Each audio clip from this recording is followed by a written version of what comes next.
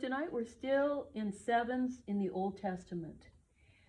And the sevens that I want to tell you about tonight are in the book of Joshua.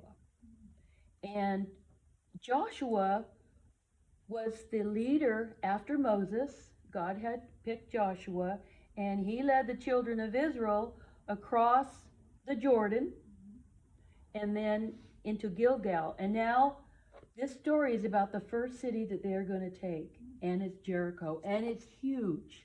If they can defeat Jericho, it's like a gateway into Canaan. So it's a critical city. But what I want to go back first and tell you a little bit of history about what's going on in Jericho. This is in Joshua 2. Before they crossed the Jordan, Joshua had sent 2 spies, adequate witness, into Jericho to try to check out the land and see how they were going to take it.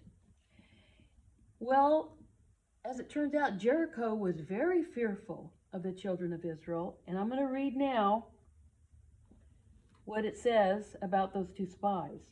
They came to a prostitute's house named Rahab. And Rahab decided to hide them because as soon as the men in the city realized that 2 strangers had come in, they thought, hey, this could be 2 of the children of Israel. So the king was looking for them, and men were looking for them. And when they came to Rahab, she hid the spies. She hid them up on a rooftop under some, I think it was flax. But this is what she says. And she said to the men, I know that the Lord hath given you the land. Sounds like she's a believer, huh?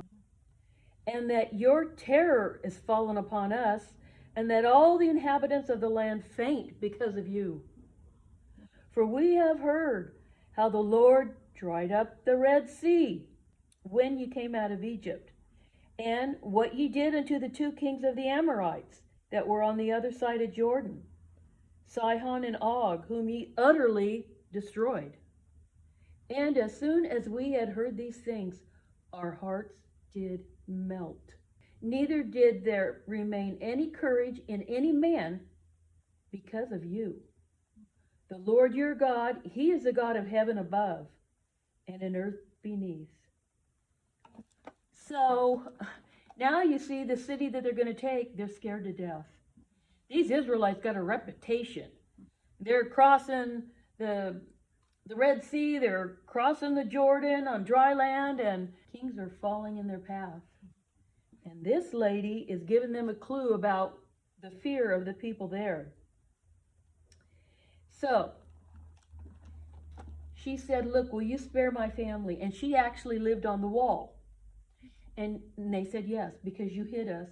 Hey, are the men here? And she goes, hey, I just saw them leave. They went that way. She let them down out of her window. And so she said, when you take the land, will you spare me and my family? And they said, yes. They made a covenant with her. And they said, get all of your family into your place. And when we come, put a red cord outside your window. And that red just might be standing for the blood of Christ. After she is spared, she goes with the children of Israel. And she becomes in the line of Christ. I'll just read that part to you right now because it's pretty interesting. Especially because we studied Ruth. This is Matthew 1:5. And Solomon begat Boaz of Rahab. Rahab was Boaz's mother. And Boaz begat Obed of Ruth, his wife. And Obed begat Jesse. So Rahab was in the line of Jesus Christ. Joshua 5:13, and it came to pass when Joshua was by Jericho that he lifted up his eyes and looked, and behold, there stood a man opposite him with a sword drawn in his hand. And Joshua went unto him and said unto him, are you for us, or are you an adversary? And he said, no, but as captain of the host of the Lord am I now come. He's the captain of the armies of God. And it's Christ. And Joshua fell on his face to the earth and did worship, and said unto him, What saith my Lord unto his servant? And the captain of the Lord's host said unto Joshua, Loose the shoes off thy feet, for the place where you stand is holy. Who else was that said to? Moses. That's right. At the burning bush, he had to take the shoes or the sandals off of his feet because he was on holy ground. So, now God's going to give him instructions. So now we're going to go to Joshua chapter 6, verse 1. Now Jericho was securely shut up because of the children of Israel. They had this fear. None went out, and none came in. And the Lord said unto Joshua, See, I have given into your hand Jericho. Okay, that sounds good. And the king and all the mighty men of valor. And ye shall march around the city, all ye men of war, and go round about the city once. Thus shall ye do 6 days. And 7 priests shall bear before the ark 7 trumpets, here we go with sevens now, of ram's horns. And on the 7th day ye shall compass the city 7 times, and the priests shall blow with the trumpets. And it shall come to pass, when they make a long blast, the people will all shout with a great shout, and the walls will go flat, except for that part of the wall where Rahab lives. And then you're going to go in and take the land. This is the order. First, there would be the armed men going first, okay? Then the 7 priests with the 7 trumpets, and every single day they're blowing the trumpets the whole time. Then the Ark of the Covenant. I want you to see that the trumpets come before the Ark of the Covenant, which basically represents Christ. And then there's a rear guard that comes. Now, he gave them another instruction. And Joshua, this is verse 10, had commanded the people, saying, Ye shall not shout, nor make any noise with your voice, neither shall any word proceed out of your mouth, until the day that I bid you shout, then ye shall shout. So they did this for 6 days. And what I want you to think about is this. Think about these men of valor in Jericho who had all their weapons, they're ready to fight, and it must have sounded kind of spooky. They just hear the shuffle of feet, not a voice, just a shuffle of feet. And it was a big city. It took a long time to get around, but hearing the horns blow the whole time. They're going, what kind of a battle plan is this? And then they went home, and then they went back to Gilgal. But the Ark of the Covenant went with them every day. I want to tell you something about trumpets. They were used to communicate with the children of Israel in their times. And it started on Mount Sinai, and it was the trump of God that called them to assembly. There weren't any trumpets made at that point in time, but God had told Moses on the mount to make these 2 silver trumpets. When they were going to move, think about it, 2.25 million people. The tribes were located in specific spots, north, south, east, and west of the tabernacle. So these silver trumpets would have certain sounds they would blow. Okay, now Judah knows they're supposed to go. Because that many people just can't say, hey, we're going to get up and move. With God, there's never chaos. Everything is organized. So that was the purpose of the trumpets. But if you ever watch any old westerns where you see the cavalry, you're going to hear trumpets in the morning, and then they have a charge, and then they have taps at night. Still using the sound to organize a big group. So, I'm going to read exactly what happened. So this is the first day. And the 7 priests bearing the 7 trumpets of ram's horns before the ark of the Lord went on continually and blew with the trumpets. And the armed men went before them, but the rear guard came after the ark of the Lord. The priests going on and blowing with the trumpets the whole time. Then they go home, back to Gilgal. Then they come back early in the morning.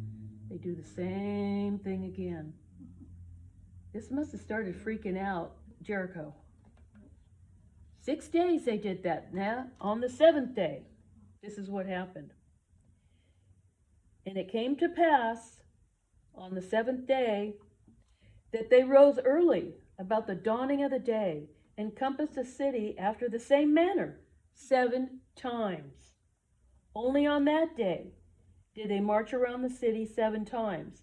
And it came to pass at the 7th time, when the priest blew the trumpets long, Joshua said unto the people, "Shout, for the Lord hath given you the city." Isn't that a strange plan? It wasn't about might, really. It was about spiritual obedience to God. That's what these people had to believe, that this activity was going to give them victory, their first victory in the land of Canaan. And the city shall be accursed. What that means is that God put a ban on that city from a long time ago, that everything had to be destroyed, and they weren't allowed to take any booty. They couldn't take anything out of that city. Nothing. And the city shall be accursed, even it and all that are therein, to the Lord. Only Rahab the harlot shall live, she and all that are with her in her house, because she hid the messengers that we sent. So the people shouted when the priest blew with the trumpet. And it came to pass, when the people heard the sound of the trumpet, and the people shouted with a great shout, that the wall fell down flat, so that the people went up into the city, every man straight before him, and they took the city. But this is what I want you to think about. Think about, you're walking, you're one of these people, and walking behind somebody, maybe somebody you don't even like. And they're kicking up dust in your face, and you can't say a word. You can't say, "Hey, it's really hot out here," or "Hey, could you just stop with the dust?" You can't say anything for 6 days. Well, actually for 7 days, until they said to shout. It'd be very difficult to do that. But they all did it, and the walls came down. But this is what I want to share. This is 1 Thessalonians 4:16 through 18. Now I want you to notice something. The trumpets went before the Ark of the Covenant, which represented Christ. When Christ returns, there's going to be a trumpet sound. 1 Thessalonians 4:16 through 18. For the Lord himself shall descend from heaven with a shout, with the voice of the archangel and the trumpet of God. And the dead in Christ shall rise first. Then we which are alive and remain shall be caught up together with them, with the dead who already rose, in the clouds to meet the Lord in the air, and so shall we ever be with the Lord. Wherefore comfort one another with these words. So I want you to notice in this story how this wasn't not a battle plan that man could possibly make up, and they had to put their total faith in God that he was going to keep his word. And that's the way we live every day with the promises in this book. I'll never leave you or forsake you. He hears our prayers. There's lots of promises in the Bible, but you need to read it. And occurrences like this, the way God dealt with his people, let us know that you can trust him no matter how unusual the circumstances look. He's in control of what's going on, and he could make that wall fall down that's in your way. Okay, that's it for tonight.